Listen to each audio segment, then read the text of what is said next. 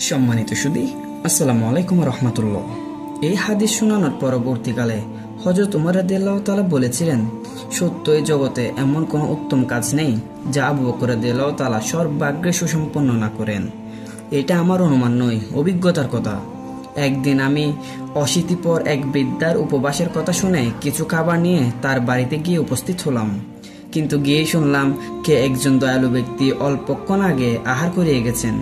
আমি সেদিন ফিরে এসে পরের দিন একইভাবে কিছু আহার নিয়ে তার কাছে গেলাম, কিন্তু একই ঘটনা প্রত্যক্ষ করলাম। কে একজন আমার যাওয়ার পূর্বেই তাকে আহার করিয়ে গেছে।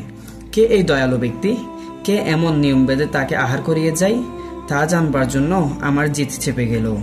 পরের দিন সকাল সকাল আমি বৃদ্ধার বাড়ি গিয়ে হাজির হলাম। আমার আজকের শপথ, বৃদ্ধাকে আজ আমার আহার করাতেই হবে। সে ব্যক্তিকে আজ আমাকে দেখতেই হবে। কিন্তু দুর্ভাগ্য, বৃদ্ধার গৃহ মধ্যে ঢুকতে যাচ্ছি, এমন সময় দেখলাম শূন্য বাসন পেয়ালা নিয়ে আবু বকর রাদিয়াল্লাহু তাআলা বের হয়ে আসছেন। আমি তাকে সালাম জানিয়ে বললাম, বন্ধুবর, আমিও এটাই অনুমান করেছিলাম। তিনি নীরব হাস্য আমাকে প্রতি সালাম জানিয়ে করমর্দন করে বাড়ির পথে দৌড়লেন। প্রিয় দর্শক, আজকের ভিডিও এখানেই শেষ করছি। ইনশাআল্লাহ দেখা হবে পরবর্তী কোনো এক ভিডিওতে। ততক্ষণ পর্যন্ত ভালো থাকুন, সুস্থ থাকুন, MM ফাউন্ডেশনের সাথে থাকুন। ধন্যবাদ। আসসালামু আলাইকুম ওয়া রাহমাতুল্লাহ।